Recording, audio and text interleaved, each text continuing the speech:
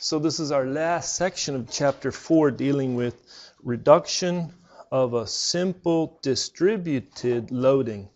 Maybe we need to start with a little review. So a math review. What is the area of a right triangle having height h? So height h and base b. So what is that area? It's also like another review question. If I have a circle of radius r, what is that area of that circle radius r? See that type of question? So the area for a circle is pi r squared. Is that something we remember? Okay. And the area for a triangle is? 1/2 b times h. Excellent. How does your mind work? Maybe this is the one way that I like to think of it, is I like to think of if I had a rectangle of base b and height a, then the area of the rectangle would be base times height. And then what I do is I cut it in half. And isn't the top half the same size as the bottom half? Yeah. Yeah, so 1/2 base times height. Somebody says, I have an area that looks like this. Okay, well, I didn't draw it so well. Let me try it again. So what are they showing me here? They're saying, okay, it has height h, and it has base b. What is the area of that? Can you see that? Is that 1/2 base height? Well, maybe what I do is I think of it as going the full rectangle, and I look at right here is one side is another rectangle, and this would be the top and this would be the bottom, and over here this would be the top and this would be the bottom. So is the area for something like this 1/2 base times the height? Yeah, it is. Are you with me? Is it too easy, maybe? Okay, well, let's press forward. Calculus. Do this integration. I is equal to the integral from a to b of x dx. I'm going to pause. I'm going to walk around. I want to see if you can do it. Because if you can't, we are not doing well. So what do? We say this is 1/2 x squared evaluated at the lower limit from a to the upper limit b, and so that's 1/2, and some people are putting b squared minus a squared. That's fine. Look good? All right, very good. Okay, find an equation for a straight line. So I'm looking for a equation f as a function of x that goes through the point a, f of a, and b, f of b. So think about, I have this x-axis. I have the y-axis. I'm going to say it's my function. F is a function of x. And I come out here and I go to location A. And I come up and that right there is f subscript a. And I go out another location, let's say B. And this right here is f of b. So given the location of those 2 points, and we want an equation for a straight line, it can be used to go in between, or you could actually extrapolate. So we're looking for this f as a function of x. I'm going to pause and walk around and see what you come up with.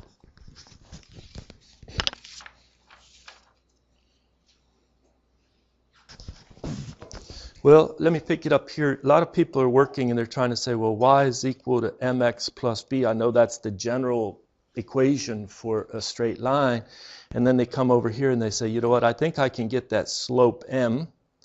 M is rise. Rise would be FB minus FA divided by run. In this case, B minus A. So that would be, you could put in there. And then this is my y-intercept. And so some of us, I think, are struggling right there. What would be my y-intercept? True? Does this look where a lot of people are? Somebody else could remember maybe, I don't know, y minus y1 divided by y2 minus y1 is equal to x minus x1 divided by x2 minus x1. I didn't see anybody, but I didn't write that down on their equation, but I could have. If I walked around, probably somebody would have written that down, just like some people wrote down y is equal to mx plus b. What are they doing here if they wrote that down? Does this look familiar to some? Yeah. It's kind of a couple different ways of thinking about this. Maybe your interpolation, where this is a fraction of the way in the y between y1 and y2, and this is the fraction of the distance in the x if you're doing a linear interpolation between data points. But it basically works out to get you that y is equal to y1 plus y2 minus y1 divided by x2 minus x1 times x minus x1. True or false? Is the algebra the same? Is it consistent? Yeah, something like that. And so this sure does look a lot closer to the mx, which is y2 minus y1 divided by x2 minus x1. That looks like my slope. And then maybe my y1 minus y2 minus y1 divided by x2 minus x1 times x1. Maybe that would be my y-intercept. But we want an equation for f as a function of x. Let me see if I can make some room right here. The line still goes up, but you have the slope, which you could put here as f of b minus f of a divided by b minus a. Isn't that our slope? And then you could put a couple different ways. You could put, I don't know, x over the value a. Maybe I'm trying to go back to this type of an equation right here. And then add to it f of a. Would that work? Yeah, it'd work. Check yourself. If I checked and said let x equal to a, do I get back f of a? Yeah. How about we let x equal to b? Do I get back f of b? Yeah. Okay, so just getting equations for a straight line. All right. Could you do the integral? With the integral where that function is the straight line going through the points that we just described. What would that integral look like?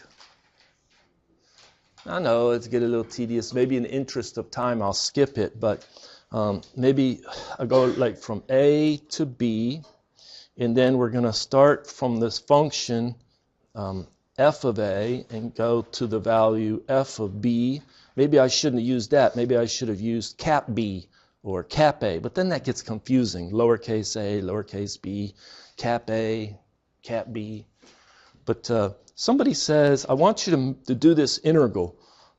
Could you just do it geometrically? What does the integral represent? Hey, yeah, area under the curve. All right, now that somebody reminded me, oh, you know what, that complicated integral, and I could go get that actual function, I could integrate it. But you know what? I kind of can tell what my answer should be. My answer should be the area under the curve.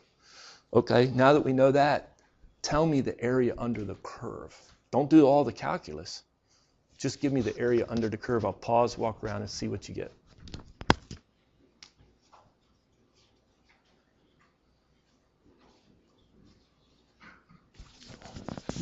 Again, I wish I had enough time to work with everybody, but what we're going to do is we're going to, two things. I encourage you to do it just by math, not plotting it, not putting on a graph, not recognizing that you're really trying to calculate the area under the curve, and just do it by math. Go ahead and input that function. Which was it? F of A plus f of b minus f of a divided by b minus a times x minus x of a. All of that, and then do the math. I encourage you to do it. Okay. And then also, there's a couple people, they look at this and they say, you know what? If I cut right here, I didn't really cut too well. And I took this triangle right here, and I flip it and put it right there. Didn't I kind of account for that area, put it over there? And so the area, the integral, which is the area, is going to be f of b plus f of a divided by 2, isn't that the half of my height, times my b minus a. And those answers should be consistent. Now, some people I saw were doing it another way. What they did was they drew this line across, and they said this integral, this area is the f of a times b minus a. That gives me the area of the rectangle underneath. And then they said add to it the triangle area on top, which is 1/2 the b minus a times f of b minus f of a. That works too, doesn't it? Yeah, these all work. Okay, these are all warming up exercises for where we need to go to. Oh, I just did this one, didn't I? But let's do this one numerically. So if this point right here is 1, 1, maybe it doesn't look like it on the plot, but let's say it is 1, 1, okay. And this point right up here is 4, 2. It's 4 in the x and 2 in the y. Can you tell me numerically what the area is under the curve for this problem? And I'm going to pause and walk around and see what you get.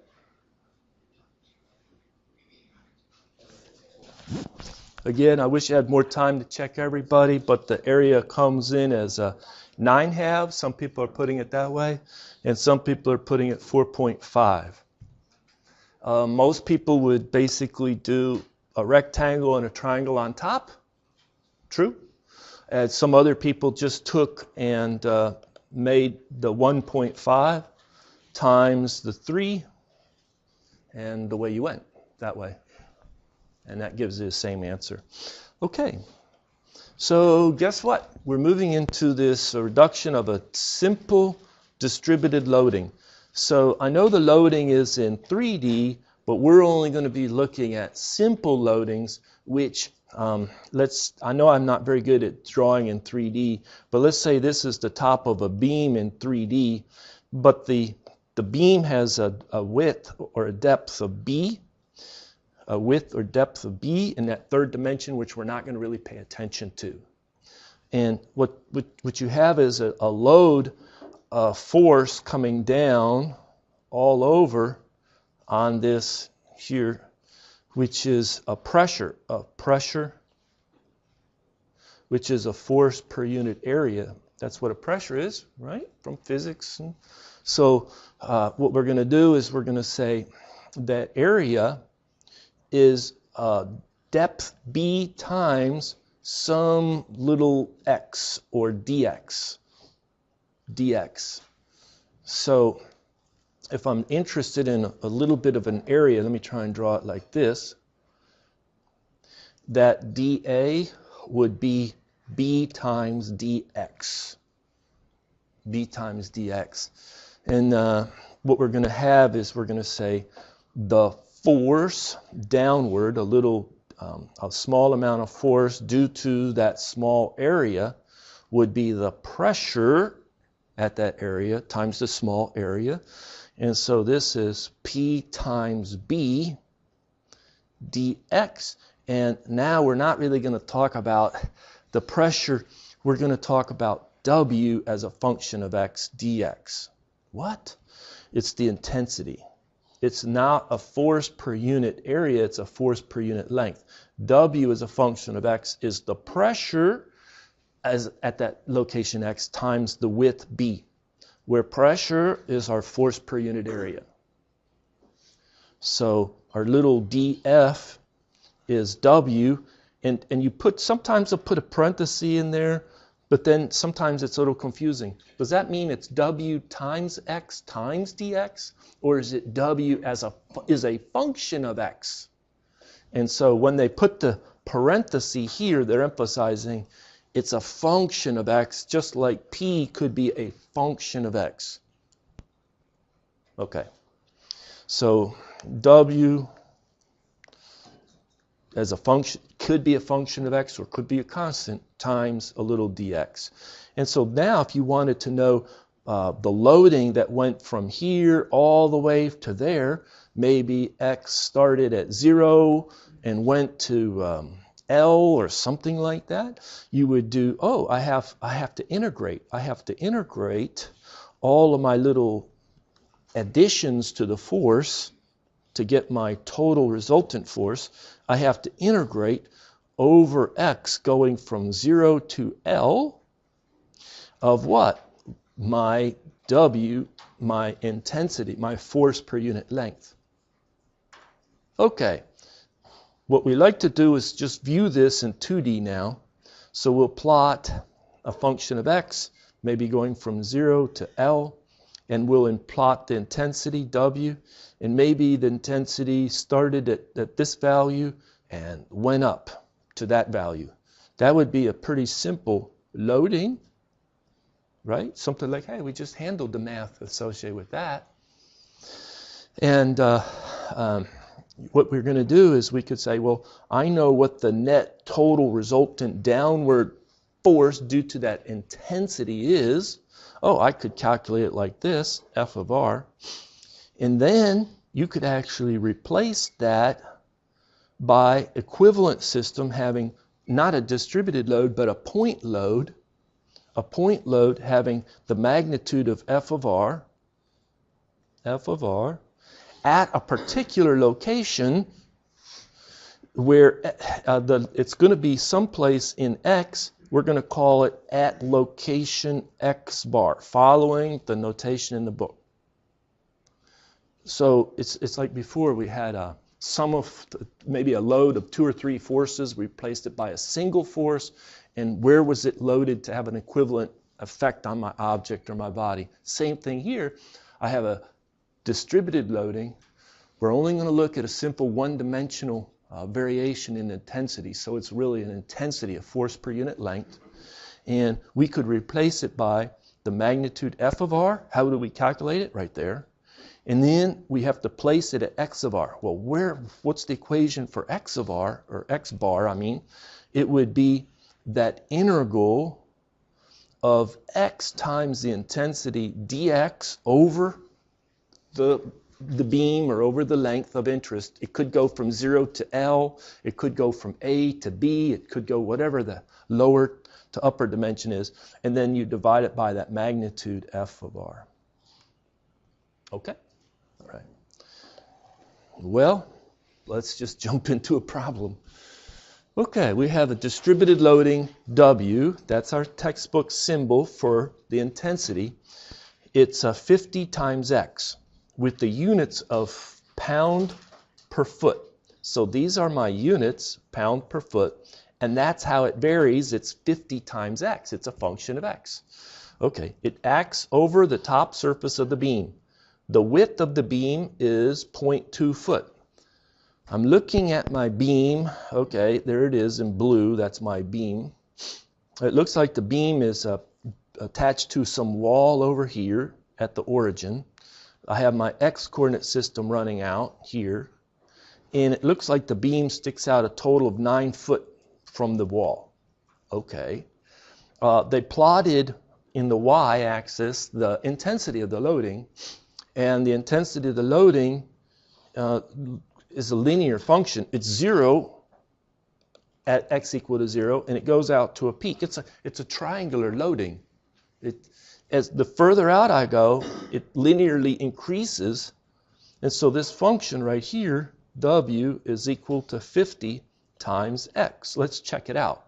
If I put in x equal to 9, do I get back the peak, which is 450 pounds per foot of intensity?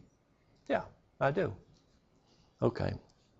Now, what is this dimension b, the width of the beam shown in my illustration? It's not, because that's the third dimension going into the paper. That's my third dimension into the paper. So let's now read the rest of the question here. Determine the maximum pressure on the beam. So we're going back and forth between the pressure, which is a force per unit area, and the intensity, which is a force per unit length. How did we go back and forth between the pressure, which you may be more comfortable talking about, and the intensity, which looks a little more abstract? Wasn't it the pressure is equal to the intensity, and then, I'm sorry, I got to multiply this by b, right, like that? Was that our equation? The pressure times my depth of the beam is equal to the intensity, so that the pressure was the force per unit area. Let me put in SI units. Newton per meter squared times the depth of the beam meter. Whoops, it's not SI units in this problem, is it? It's USCS. So pounds per foot squared times foot. Does that give me pounds per foot back as my final unit? Yeah, I'm working between units of pressure, force per unit area, and intensity, force per unit length. Okay, so somebody says, what is the maximum pressure? Well, I would do this. I would say P max is equal to the maximum intensity divided by B. Does that make sense? Okay, I'll just take that equation. And what was our maximum intensity for this problem? 450 pounds per foot. And what was our B? 0.2 foot. And if I do the math, do I get back the answer of 2,250? 400, the maximum is out here at the end. Yeah, it's out there at the end. Did it work? Yeah. Thank you. Okay, now, what is the magnitude and location of the equivalent resultant force?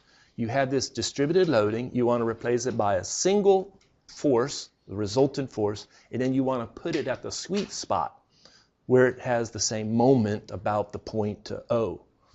That's how that equation came about. I don't know if I emphasized it. How did that equation come about? Well, it gives you the same moment about the point O. Okay, so determine the magnitude. Well, what's our equation for that resultant force? Isn't that the integral of the intensity dx over our length, which would, in this case, go from 0 out to L for this problem, or putting in numbers, go from 0 to 9 foot. What's our intensity? 50x times x. 50 times x. I'm going to put the units in there, pound per foot. And we're integrating with respect to x. And we're going to go from 0 foot out to 9 foot. Okay, so we've just did an integral like this. I'm going to take the 50, I'm going to put the pound foot outside with the units. And so I have the integral of x dx going from 0 to 9 foot. I go slow. I have the same constant, 50 pounds per foot. I have the 1/2 x squared evaluated at 0 and 9 foot. So what we're going to have is 1/2 50 pound per foot times 9 foot. 9 foot squared. Oh, I forgot. The 50 times x has the units of pound-foot. This is a little confusing, sorry about that. That's why I wanted to emphasize the units. So if I look at this constant 50, let me go to a clean page. Insert new page. Okay, so W is equal to 50 times X. And the units of W need to be in pound per foot. Aren't that that's what we're saying? Okay, so this guy is 50 and we multiply by X. What are the units on X? Foot.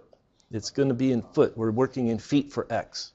Okay, if W has the units of pound per foot, what are the units on that constant 50? Pound per foot squared. Pound per foot squared. So it'd be a lot better if I said that number 50 has units of pound per foot squared. My variable X is the distance. It has units of foot. And when I do the units right, I get W in units of pound per foot. So now I'm going to go back here, clean up my error. Sorry about that. And I'm going to say that this has a pound per foot squared times X. I'm going to rub that out right there. And so this is pound per foot squared. This is pound per foot squared.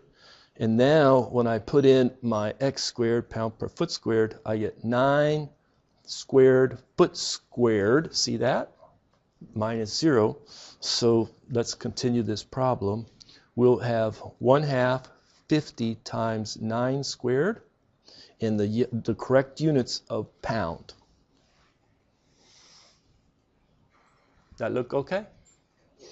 I knew I needed to go slow right there on my units. So whatever this turns out to be, 2025. Yeah, 2025. So that's the magnitude of F of R. 2025 pound force. Okay, somebody else says, man, I sure do like to do the area under the curve. Could somebody come in here and say, you know what?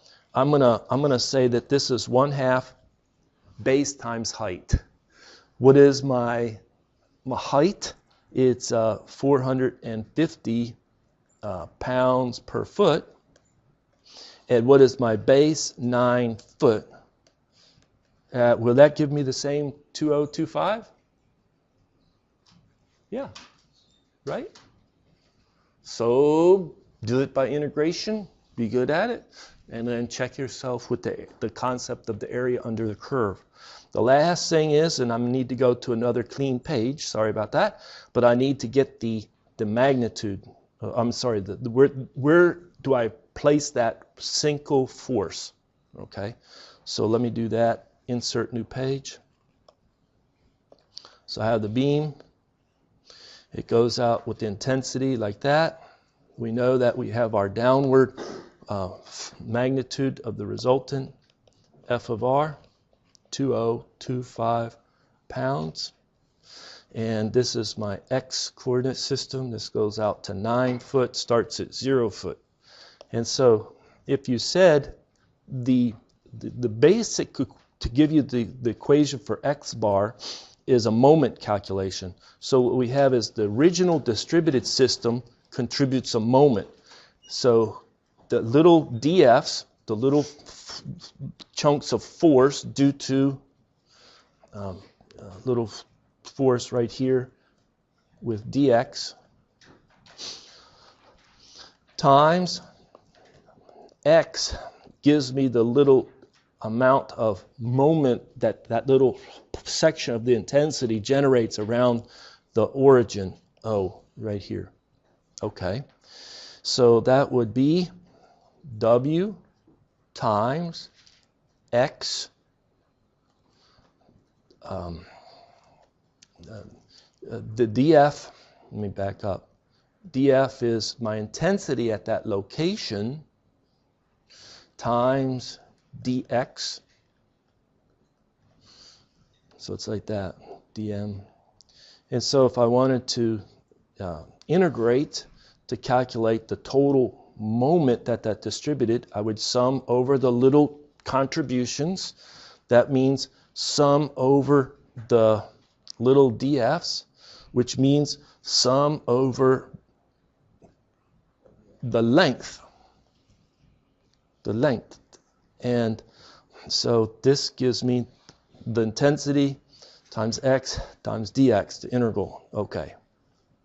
Now, for this problem, our intensity is very simple, isn't it?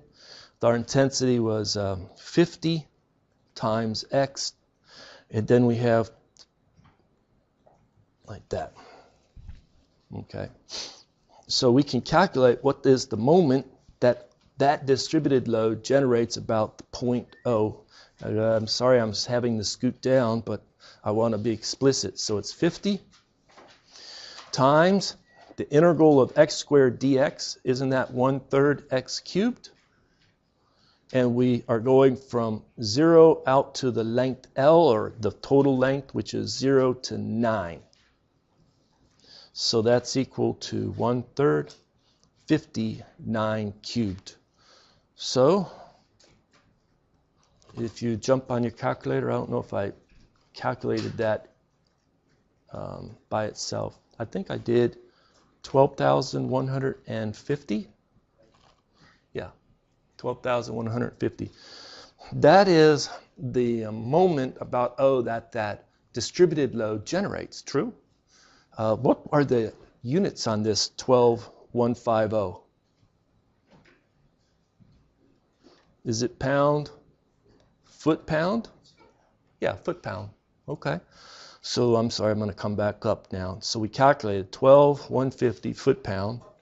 And what we want to do is we want to put in a single resultant force. Maybe I make a bigger marker like this.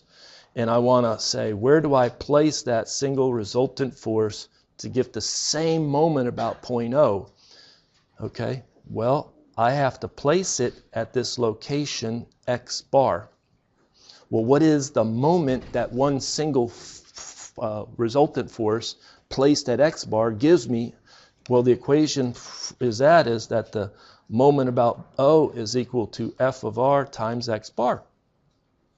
And we want that to be equal to 150 foot pound, because that's what the distributed load gives us. So x bar is equal to 12150 foot pound divided by F of R, we calculated to be 2,025 pounds. Pounds cancel. And x bar comes in to be 6 foot.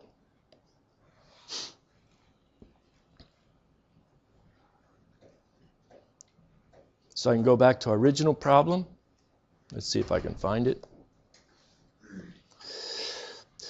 And we have, this is the magnitude of the resultant, and it should be placed at 6 foot out from the end of the beam. It should be right there. Okay. Couple things quickly. What is, how many people in their physics class or whatever knew that when you have the centroid of a triangle is located 1/3 out from the peak and 2/3 away from the tip? 2/3, right? So one person knew. Anybody else? Yeah, you're going to know that now in this class. This is one of the big things in this class. So that when you see a triangular distribution like this, you would say, okay, I know where it's going to be placed. It's going to be placed 1/3 away from the tip. I'm sorry, the base, where the peak is, 2/3 away from where it's minimum, where it goes to 0. And in this case, it's 9 foot. So 2/3 of 9 foot is 6 foot out, or 3 foot back. That's where you go. Okay. Well, I wish I would have gone faster, because we need to be able to solve problems like this. And I guess next time we'll pick it up there. Thank you for your attention.